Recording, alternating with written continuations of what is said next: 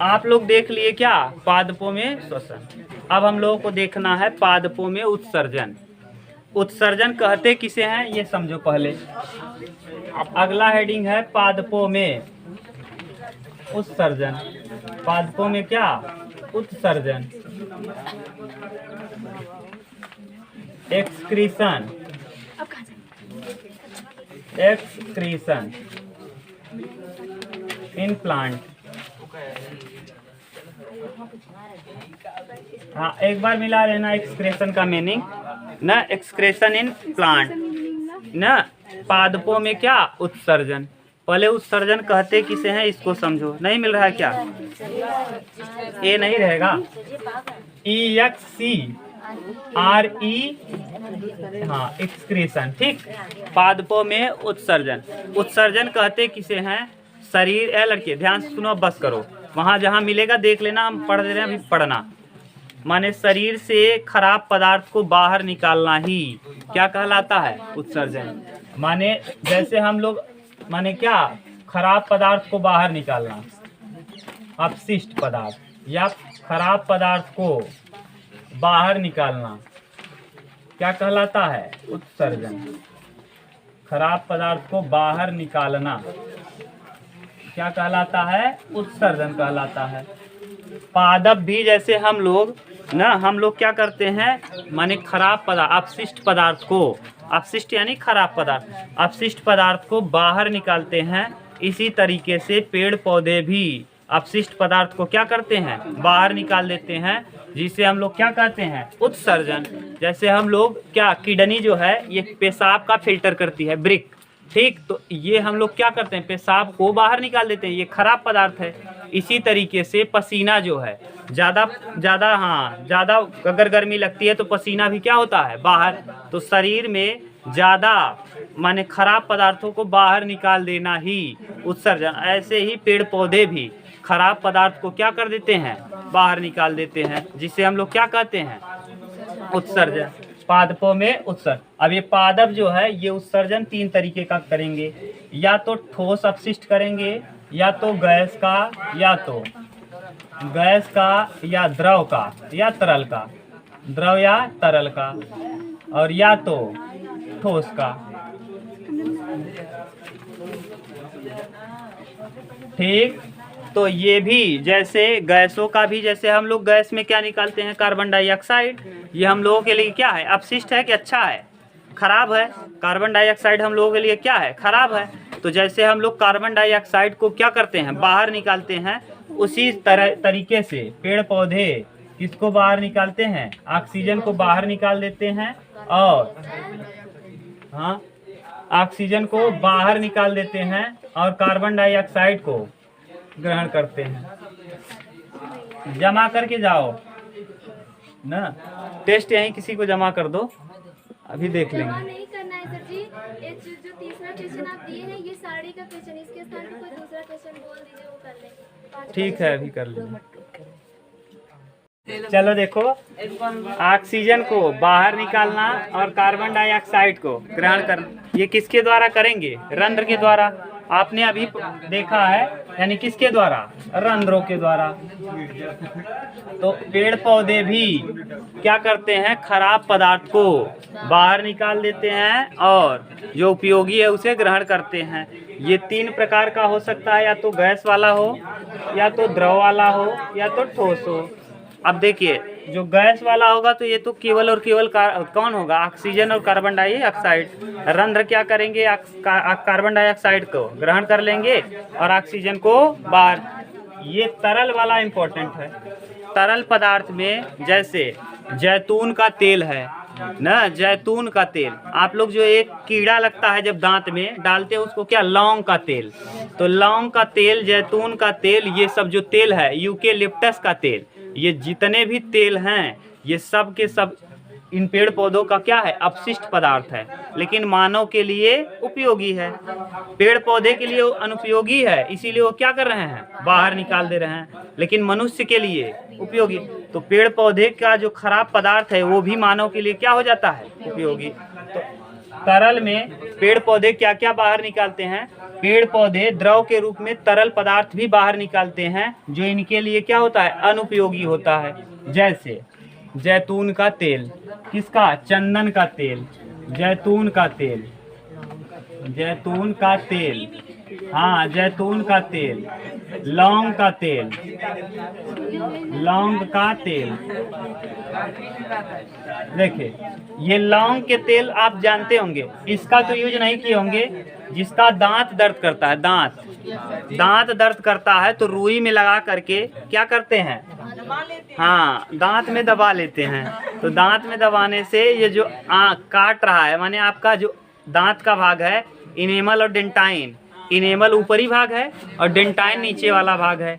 अब जब उसको आपने रुई में लगा के लौंग का तेल लगा दिया दांत में, तो जो कीड़े हैं ना आपके दांत में, कहाँ? डेंटाइन में। डेंटिस्ट इसीलिए कहते हैं ना क्योंकि वो डेंटाइन का ही इलाज करता है। आरसीटी होता है, जैसे हमारे दांत का आरसीटी हुआ, आरसीटी मतलब रूट कैनाल टेस्ट।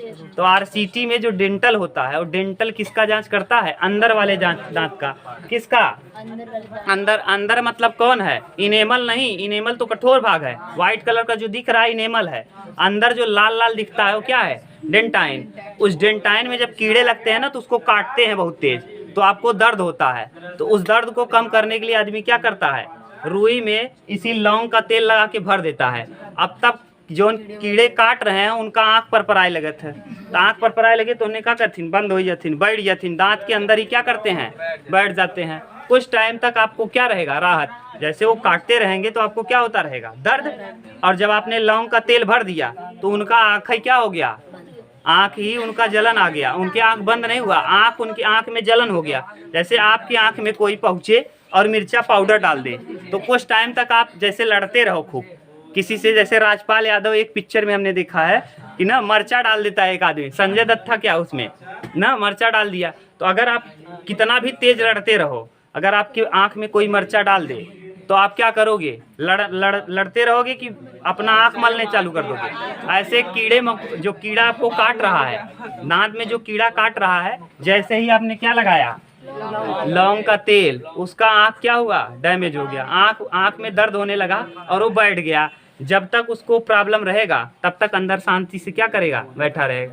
और जब फिर उसको क्या हुआ? जब देखा ओहो बाहर, चलो अटैक, फिर से क्या करेगा? फिर से काटना चालू कर देगा। कहाँ? दांत में। तो फिर से आपको दर्द होगा। तो फिर यही तरीका आप अपनाते रहेंगे, या तो फिर आप क्या करिए? उसका रूट कैनाल टेस्ट करा के उसमें मसाला भरवा दीजिए, तब आपका सही होगा। नहीं तो जब तक स्पेस रहेगा किसमें? आपके डेंटाइन में, तब तक कीड़े उसको क्या करते रहेंगे? काटते रहेंगे। इसके बाद एक तेल और आता है, यूकेलिप्टस का तेल। किसका? यूकेलिप्टस। ये पेड़ पौधे का उत्सर्जी पदार्थ है, लेकिन हम लोगों के लिए उपयोगी है। ये पेड़ पौधे का क्या है? खराब है। पेड़ पौधे के लिए खराब है, इसलिए क्या कर रहे हैं? बाहर निकाल रहे हैं। लेकिन हम लोगों के लिए हाँ अपने आप निकालेंगे। ये भी निकलेगा, ये भी निकलेगा, ये भी। और कुछ तरीकों का उपयोग करके, जैसे रबर है, रबर को हम टेनिन जो है, टेनिन है ना, जो कपड़ा का शोधन और चमड़े का शोधन दोनों में किया जाता है। कपड़ा जो चमड़े वाला कपड़ा होता है उसके शोधन में टेनिन का प्रयोग किया जाता है। यानी अब ठोस अपशिष्ट में कौन कौन आ जाएगा? जैसे रबर है। कौन? रबर। इस रबर का उपयोग हम कई जगह करते हैं, गुब्बारा बनाने में, टायर बनाने में। ये सब ठोस है कि नहीं? तो ये ठोस है, यानी ये भी पेड़ पौधे बाहर निकालते हैं और इसका उपयोग मानव अपने जीवन में कर लेता है। जैसे दस्ताना बनाने में, चिकित्सा वाला दस्ताना जो लोग इलाज नहीं, डॉक्टर व्हाइट कलर का पहनते हैं, वो किसका बना है? इसी रबर का। ये रबर का उपयोग करते हैं ना, टेनिन कहते हैं ना, टेनिन लिखा है देखो, टेनिन की रेजिन, टेनिन ना, ठीक, टेनिन। और इस टेनिन का उपयोग भी हम करते हैं चमड़े के शोधन में। ये तो रबर हो गया। रबर का उपयोग कहाँ कहाँ करेंगे? दस्ताने में, चिकित्सा दस्ताना। कौन सा? चिकित्सा दस्ताना, दस्ताना। और क्या? और गुब्बारे में, गुब्बारा, टायर। और क्या? हाँ टायर, ठीक, टायरों में भी हम इसका उपयोग करते हैं। एक रेजिन है, रेजिन, ये भी ठोस अपशिष्ट है, रेजिन। इसका उपयोग हम कहाँ करते हैं? चमड़े के शोधन में। किसमें? चमड़े के शोधन में। ये कैसा अपशिष्ट है? ये ठोस अपशिष्ट है। एक और आपको मिल जाएगा गोंद। क्या? गोंद, ये भी ठोस अपशिष्ट है, गोंद न। इसका उपयोग हम खाद्य पदार्थों में तथा उद्योगों में करते हैं। किसमें? खाद्य पदार्थ और उद्योग, खाद्य पदार्थ और किसमें? उद्योगों में।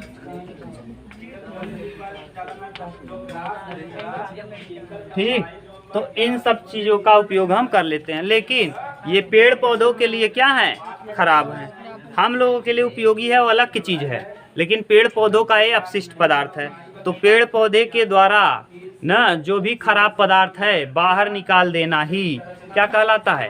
अपशिष्ट पदार्थ कहलाता है। और उनका उपयोग मानव अपने जीवन में लाभ के लिए कर लेता है ना। तो हो सकता है वो मानव के लिए लाभदायक हो सकता है मानव के लिए हानिकारक हो ना। कहीं कहीं हानिकारक हो जाता है, जैसे ये गैस को बाहर निकाल रहा है। रात में कौन सा गैस बाहर निकालेगा? कार्बन डाइऑक्साइड, और हम लोग कार्बन डाइऑक्साइड ग्रहण नहीं करते हैं, तो रात वाला तो हम लोगों के लिए क्या हो गया? हानिकारक है। लेकिन और जो भी है सब के सब हम लोगों के लिए क्या है? उपयोगी। हाँ, तारपीन का तेल पेंट में भैया, पेंट चिलगोजा के पेड़ से निकाल जाता है। चीड़, चीड़, चीड़ ना, तारपीन चीड़ है, चीड़। हाँ हाँ हाँ, जालिम सास को चीड़ दो। किसको? जालिम सास को चीड़ दो। हाँ हाँ, बहुत बड़े बड़े वृक्ष होंगे। हाँ, शंक्वाकार बहुत लंबे वृक्ष होंगे। ये जो जब बता रहे हैं आपको, जालिम सास को चीर दो। साइकस है, सिकोया है, स से साइकस, स से सिकोया, ज से जैमिया ना, और सा से साइकस, सिकोया, जैमिया और ये चीड़, ये सब ऐसे वृक्ष हैं जो बहुत विशाल होते हैं ना। और इनमें एक ट्रक जाने का रास्ता रहता है। ट्रक, जितना बड़ा ट्रक होता है, अब ट्रक के जाने का रास्ता इसको पेड़ को काट के बना दिया जाता है। जैसे ये पेड़ है, मान लो, देखो ये इस तरीके का पेड़ है। इसमें से ना इतना मोटा होगा, कम से कम इसका आधा किलोमीटर में या फिर कुछ दूरी तक फैला रहेगा। मान लो कुछ दूर तक, जिससे इसके अंदर से क्या निकल जाए? ट्रक। इसके अंदर से ट्रक आ जा सकता है, समझ लो। हाँ, ट्रक इतना बड़ा होता है ये ना। ये सब कौन? जालिम सास को चीर दो। जैसे जालिम सास को, हाँ, चीर दो, चीर दो। अब देखो चीड़ है, चीड़ के पेड़ से क्या निकाला जाता है? तारपीन का तेल, जिसका उपयोग हम कहाँ करते हैं? पेंट। पेंट अगर गाढ़ा रहता है तो उसमें मिला करके आप क्या करते हो? ढीला, जिससे वो आसानी से ब्रश चल सके। ये ब्रश आसानी से क्यों चलता है? क्योंकि ससंजन बल आप क्या करते हैं? घटा देते हैं। अगर ससंजन बल घट गया तो ऐसी स्थिति में चिपक जाएगा। ध्यान से सुनो आप क्या कर रहे हैं। अब इसको चीज समझो, ससंजन और जैसे आप कभी अपने हथेली पे क्या ले लो? पानी, तो पानी के अणु आपकी हथेली में लग जाएंगे। क्यों? क्योंकि पानी के अणुओं का जो ससंजन बल था, आपके हथेली का जो असंजन बल था, उससे उसका असंजन बल क्या था? कम, जिस वजह से आपकी हथेली में क्या हो गया? चिप। यहीं अगर आपके हाथों में क्या लग जाए, मान लो ये जो आप पारा लिखते हो, अगर पारा रख लोगे ना, तो पारा का जो ससंजन बल है वो आने हाथ के असंजन बल से क्या है? ज्यादा, जिस वजह से आप पारा रखेंगे और उसको गिराएंगे, फिर भी आपके हाथ पे कहीं भी निशान नहीं बनेगा, यानी इस पे चिपकेगा ही नहीं। तो इसी तरीके से जो पेंट है ना, चीड़ के तेल से जो हम तारपीन का तेल निकालते हैं, ये पेंट में मिलाया जाता है। अगर पेंट को ऐसे लगाओगे ना तो दीवार पे उतना अच्छे से चिपकेगा नहीं, और ब्रश मारने में क्या होगी? परेशानी।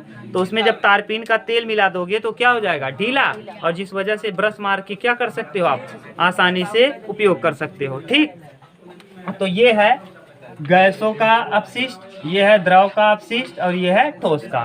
तो इस तरीके से पेड़ पौधे भी ठोस। टेनिन, अच्छा गलती से लिख दिए रेजिन। यहाँ चमड़े का शोधन क्या है? टेनिन। टेनिन, ठीक। चमड़े के शोधन में किसका उपयोग? टेनिन, और रबर के लिए रेजिन। रेजिन, हाँ ठीक, रेजिन। इस तरीके से ये आपका क्या हुआ, कंप्लीट हुआ पादपों में उत्सर्जन। अब बचा है पादपों में परिवहन, अब हम लोग पढ़ेंगे कल, ठीक। इसका स्क्रीनशॉट ले लीजिए आप।